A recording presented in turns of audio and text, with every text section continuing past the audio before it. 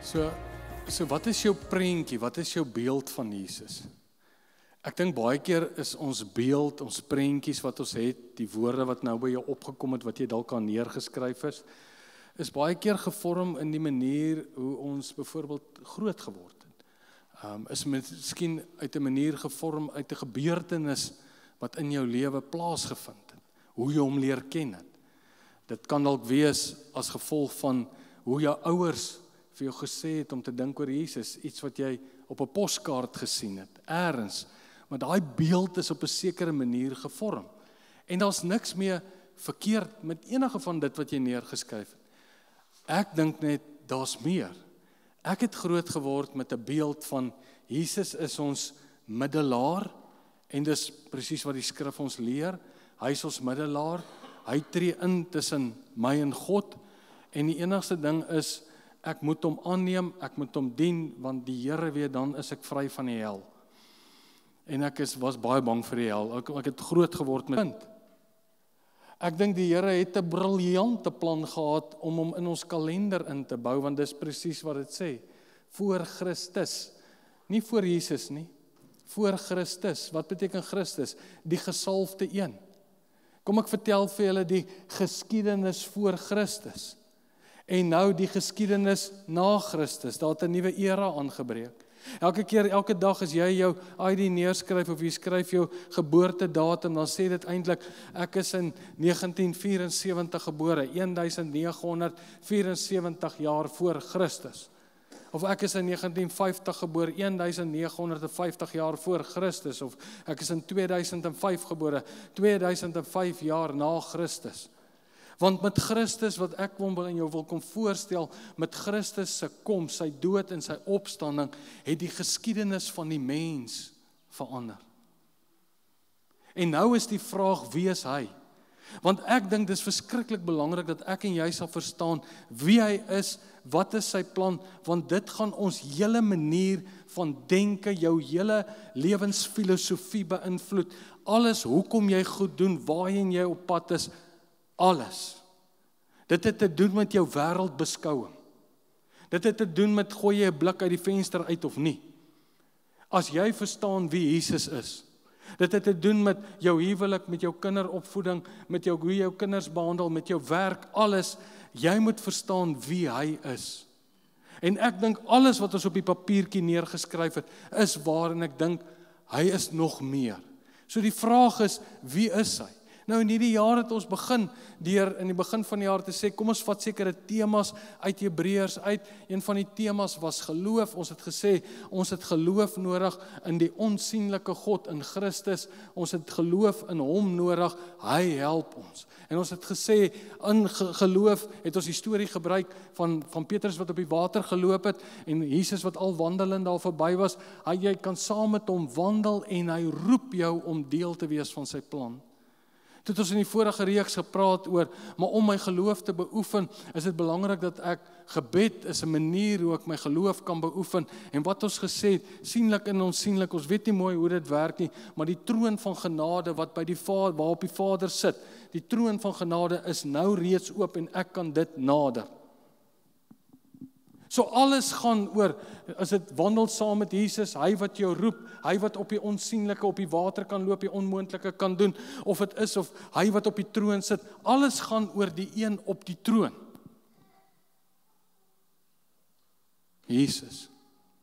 Nou kom ons kyk, wat sê Hebreërs, hoe begin hy? Ons het al daaroor gepraat, so ek gaan dit vinnig net vir jou lees. Nou ek het net gedink, omdat ek dit nou al so baie gelees het, en ek het vandag vir jou uit Engels ook uitlees. So kom ek lees eers vir jou, wat sê die Afrikaans? Hy sê, nadat God baie keer en op baie maniere in die ou tyd gespreek het tot die vaders deur die profete, in die ou tyd, in die Ou Testament, die hele geskiedenis, tot die dag dat Christus gekom het, het hy met ons gespreek deur die vaders, deur oorleweringe, deur die profete. Wat het die profete gesê? Ek gaan nou kyk, gaan jou nou wys. Wat het die profete gesê? Hy sê, deur die vaders, deur die profete, het hy in hierdie laaste dae, nou, tot ons gespreek deur die Seun. Wie is die Seun? Ons kom agter, reg deur die Bybel, speel seën 'n verskriklike belangrike rol. Kyk wat sê die Engelse vertaling. In many ways and by many means, God spoke in ancient times to our ancestors in the prophets. But at the end of these days, He spoke to us in the Son. Dit is vir my baie interessant dat Jesus verwys die meeste kere in die Nuwe Testament na homself as die seun van die mens. Hy praat oor homself as die seun van die mens. Waar kom dit vandaan? Dit kom reg deur die Ou Testament, wat die profete gesê het. Ons kan net na 1 of 2 gedeeltes, maar daar's baie wat jy kan gaan noem. Kyk hoe sê 2 Samuel 7 vers 12. Sal ek jou nakomeling na jou, hy wat uit jou liggaam sal voorkom. Hy praat met Dawid. Hy sê vir Dawid, hy sê daar sal iemand uit jou liggaam voorkom, 'n nakomeling. Hy sal vir altyd koning wees. Hy wat uit jou liggaam sal voorkom, na vore laat tree, en ek sal sy koningskap vestig. Die Engels sê so mooi, I will raise up your offspring after you. So die Here gaan iemand opwek uit Dawid se geslag uit, wat koning gaan wees. Dit is vir my baie interessant. As jy Handelinge gaan lees, Handelinge, die geboorte van die kerk, die eerste preek wat gepreek word in Handelinge, gaan juis oor dit wat elke Jood geweet het. Hulle het gesê eendag gaan daar 'n Messias, 'n Christus gaan nou kom, 'n gesalfde koning. Hy sal uit Dawid se geslag uitkom. Hy sal koning wees vir altyd. En kom ek lees dit net gou vir jou. En jy kan dit gaan lees, ek sal weer in die Engels eers lees, net teen die bord, maar ek sal ook Afrikaans vir jou lees. Handelinge 2 vers 29. Let me speak freely to you of David, being a prophet, and knowing that God has shown with an oath to him, that out of the fruit of his body, according to the flesh, he would raise up the Christ. Onthou wat beteken Christus? Is nie Jesus Christus, nie 'n van nie, gesalfde koning. I will raise up the Christ to sit on his throne. Hoor hoe sê die Afrikaans dit? Broers, wat ons voorvader Dawid betref het, dis wat Jode geweet het, moet ek dit vir julle duidelik stel. Hy het gesterwe en is begrawe, en sy graf is nou nog hier by ons. Maar hy was 'n profeet, en hy het geweet dat God met 'n eed aan hom beloof het, dat een van sy nakomelinge op sy troon sal sit. Daarom het hy die opstanding van Christus vooruitgesien en gesê, hy is nie aan die doderyk oorgelaat. Hy het ons opgestaan. Nee. En sy liggaam het nie vergaan nie. God het hierdie Jesus uit die dode laat opstaan, en daarvan is ons almal getuie.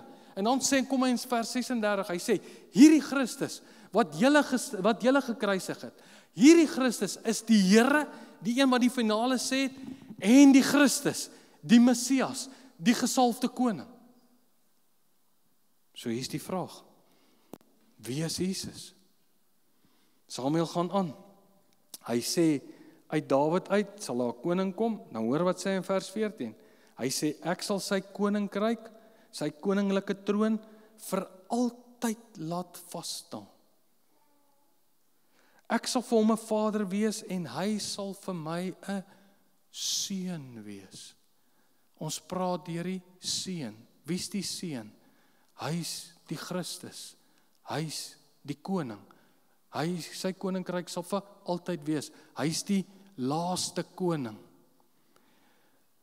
Dis wie hy is. Kom ons kyk gou wat sê Daniël oor die seun van die mens. Hy sê, and behold, net weer in Engels, ons het nou al baie in Afrikaans gelees.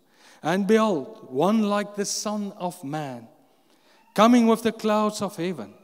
He came to the Ancients of Days, and they brought him near before him. Then to him was given dominion, glory, and a kingdom. And all peoples, nations, and languages should serve him. His domain, hoor nou mooi, is an everlasting domain, which shall not pass away, and his kingdom, the one which shall not be destroyed. Hy is die laaste koning. Wie is Jesus? Dis verskriklik belangrik in jou verwysing. Alles wat jy gesê het op die papiertjie is waar. Maar mag jy ook daarop skryf, hy's die koning. En sy koninkryk is nou en reeds tot in ewigheid. Met sy dood en opstanding is hy verklaar as die koning van hemel en aarde. Alle gesag in die hemel en op die aarde is aan my gegee. En nou is hy die koning en ons staan onder sy koningskap. En nou in hierdie donker wêreld waarin ons leef, met al sy hartseer en al sy pyn, kom hy en sit hy sy familie. Hy is die eersgeborene. Eersgeborene, wat beteken dit? Hy is die eersgeborene van hierdie nuwe familie wat hy nou gevestig het. Hierdie nuwe familie, wat 'n familie? Die familie wat nou onder sy koningskap staan. En nou moet ons sy manier, soos in die hemel, koninkryk, daar waar hy op die troon sit, soos dit by hom is, soos hy dink, soos hy droom, sy gedagtes is, soos dit by hom is, so moet dit nou hier in die sienlike, op die aarde, moet dit nou plaasvind deur ons as familie. Maar hier's belangrik, ek en jy moet besef, hy's die koning, nie eendag nie, nou.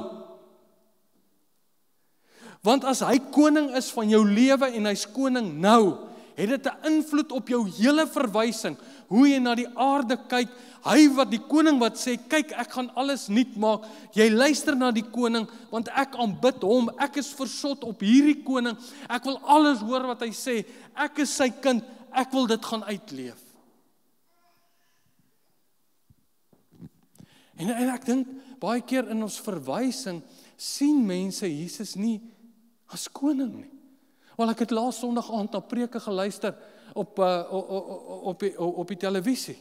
Die een ou het daar gesê, hy het gesê, Jesus is die koning van hierdie wêreld, dis hoekom hierdie wêreld soos in chaos is, en ons is net bywoners. Dis nie waar nie. Dis nie wat die Bybel sê nie. Met sy dood en sy opstanding het hom verklaar as koning. Die woord sê dit oor en oor. Nie eendag nie, nou. Hoe sien jy Jesus? Is hy jou koning? Nou, want dit beïnvloed jou hele verwysing, hoe jy leef, hoe jy dink, jou filosofie, jou waardes, dit beïnvloed alles. En dis wat Hebreërs ons net so in die begin wil inlei en sê wie hy is. En nou is my vraag, wat is jou fokus? Wil jy die koning leer ken? Want alles gaan oor die koning. Die hele Bybel gaan oor die koning. Maar ek dink nie meer die koning is genoeg vir mense nie. Dis hoekom hulle die hele tyd rondvroetel met allerlei ander goed. Dis hoekom hulle dink, kom ons aanbid die engele.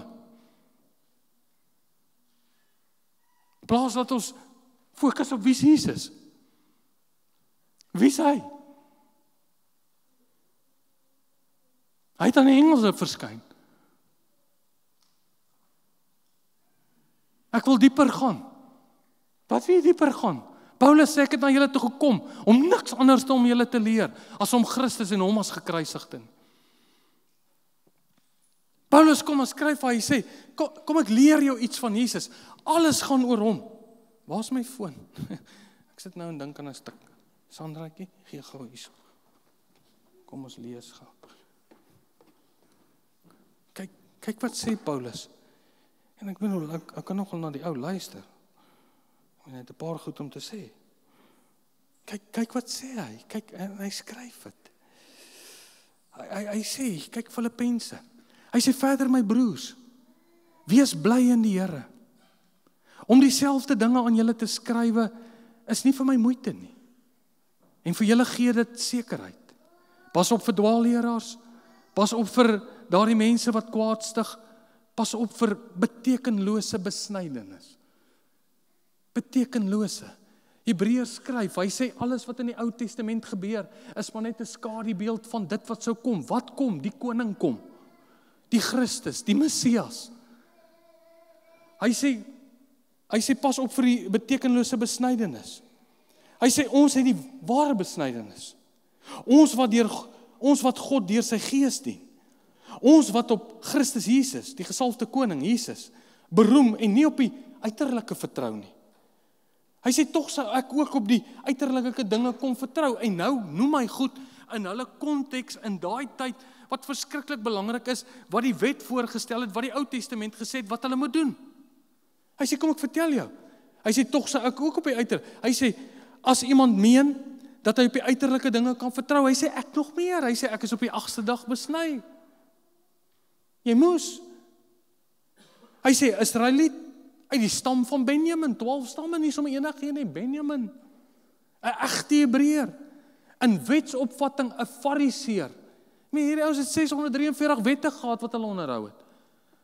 Hy was nie sommer enige Fariseer nie, hy was in sy wetsopvatting 'n Fariseer. In my ywer 'n vervolger van die kerk, in onderhouding van die wet van Moses, die eerste 5 boeke van die Bybel, om vryspraak te kry, dan sê hy onberispelik, ek het al hierdie goed gedoen.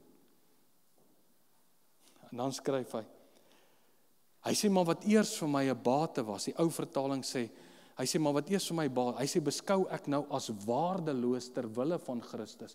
Daai woord gespreek, nie omdat ek die wet onderhou nie, maar omdat ek in Christus glo. Hy skryf op 'n ander plek, sonder verdienste. Dis deur geloof. Hy sê, dan skryf hy vers 10 so mooi, hy sê, al wat ek wens, is om Christus te ken. Hier's die fokus van my lewe, die gesalfde koning. Nie hier's Christus te ken, die gesalfde koning. Te hoor wie hy is, wat is sy drome, hoe hy dink. Al wat ek wens is om Christus te ken. Hoor mooi, die krag van sy opstanding te ondervind en deel te hê aan sy lyding, deur aan hom gelyk te word in sy dood, in die verwagting dat ek self sal deel hê aan die opstanding uit die dood. Ons gaan dit almal hê. Dan sê hy sê, ek sê nie dat ek dit alles al het of die doel al bereik het nie, maar hier's wat ek geleer het. Ek span my in. Dis inspanne soos 'n donkie wat agter 'n wortel aanloop. Ek gryp dit, ek wil dit hê. Ek wil die koning leer ken. Al wat ek wens is om Christus. Ek sit every effort in. Al wat ek te bereik, maar ek span my in om dit alles myne te maak, omdat Christus Jesus my reeds syne gemaak. Hier's wat ek jou vra. Is Jesus vir jou die koning van hemel en aarde? Nou, is verskriklik belangrik. Paulus het al die geleerdheid gehad, hy was in hoeveel universiteite? Hy het 14 jaar lank gaan leer. 14 jaar. Maar hy sê, al wat ek wens, is om Christus te ken. Wat is jou fokus? Waar fokus jy? En die wonder van, met ander woorde Hebreërs kom en hy sê, alles in die geskiedenis, die profete het gewerk na een plek toe, Christus, Messias. En hierdie Christus is die koning. Dit moet ek en jy verstaan, hy is die koning.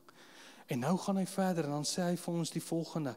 Hy sê, wat ek en jy nou moet onthou, is dat nou sluit hy ons in by hierdie groot plan van hom, die koning se plan. Daar word 'n storie vertel in kan ek sê in teologiese kringe, is dit 'n baie bekende storie. Ek wil net die skrywer vir jou kry. Die storie is Sorgen Kierkegaard. Hy het 'n storie vertel, die volgende. Kom ek vertel jou die storie. Daar was eendag 'n koning. En die koning was 'n jong man en hy het nie 'n vrou gehad nie. En eendag ry hy met sy koets deur die villages. En hy sien hierdie beeldskone dame. En daar's mos nou altyd so 'n klomp mense om hom en hy nou navra oor wie's die vrou. Want hy wil haar graag beter leer ken. Hulle sê toe vir hom wie's dit en hy sommer daai storie wat jy hoor, eerste oogopslag is hy verlief. En hulle sien toe hy is hier op die 7de wolk. En nou sê daar is hy weer tussen die manne en dit gaan toe huis toe en hy's daar tussen die manne en alles en hulle raadsvergaderings en dit. En op 'n stadium vra hy sê, hoorie, daai vrou wat ek gesien het. Hy sê, kan iemand vir my sê wie sy is en ek wil haar graag beter, hoe gaan ek haar beter leer ken? En die ouens wat daar om die tafel sit, sê maar, hoe verstaan jy nie in die konteks waarin ons leef, jy's die koning. Jy beveel haar net om na jou toe te kom. Hy sê, ja maar, hy sê, jy kan al sê, sy moet met jou trou, jy kan maak net wat jy wil, jy's die koning. Ja, sê hy, maar sy probleem is, as hy dit nou doen, dan gaan hy nooit regtig weet, is sy lief vir hom nie. Gee sy regtig om vir hom? Of doen sy dit omdat sy dit moet doen? So hy vertel die storie verder, hy sê, En toe gaan ry hy weer die volgende dag deur die village. En hy sien haar weer. En hy gevoel kom weer by hom op. En hy besef, jy weet, hy kan nou vir haar sê, kom, maar hy wil nie dit doen nie. En hulle is toe weer in raadsvergaderings, en hulle is weer daar, en hy sê, weet jy man, daai vrou, wie is sy? Ek wil haar beter leer ken. En hulle sê vir hom, maar jy's die koning, ek sê, sê wat jy doen, koop vir haar geskenke, want mense kan ons enige vrou omkoop met geskenke, koop vir haar klomp geskenke, geef vir haar hierdie geskenke. Hy sê, ja, maar sy probleem daarmee is, as hy nou vir haar al hierdie geskenke gee, jy weet, gaan sy regtig lief wees vir hom, of gaan sy lief wees vir hom, of wat hy vir haar kan gee. Hy wil hê sy moet lief wees vir hom. Wat gaan hy doen? Ja, man, 'n krap kop. En hulle is toe weer deur die village, hy sien haar weer, maar hy raak al hoe meer verlief. En een oggend het hulle raadsvergaderings en die koning is nie daar nie. En almal vra, waar's die koning? En niemand weet nie, hulle kry nie die koning nie. Soek hom in elke chamber, kry hom nie.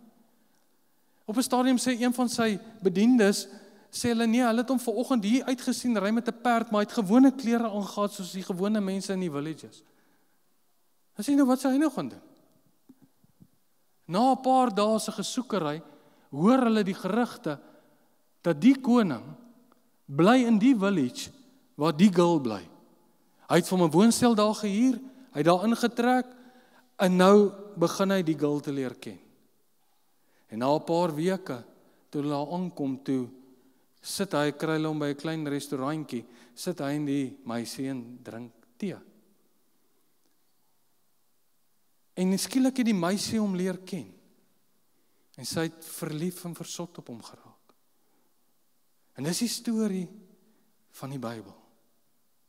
Die koning, wat het geen roof geag het, om sy koninkryk te verlaat, en tussen ons te kom woon. Die skrif sê, toe ons nog sondaars was. Jy sien, die Bybel sê op hoeveel plekke, hy het na sy eiendom toegekom. Hy wou onder ons kom woon. Hy het vlees geword en tussen ons kom woon. Hy kon ons gedwing het om hom te aanbid. En hier is die wonder van die storie. Dis wanneer ek en jy op hierdie plek waar hy troon van genade, die voorhangsel is geskeur, die koning van die konings kom en woon tussen ons en nooi ons uit en sê kom en word deel van my plan. Kom en word deel van my storie. Maar hier is die geheim. Ek en jy moet die koning leer ken. Dis hoekom Paulus skryf, ek wil hom leer ken. Ek wil by hom wees. Wie is Jesus vir jou?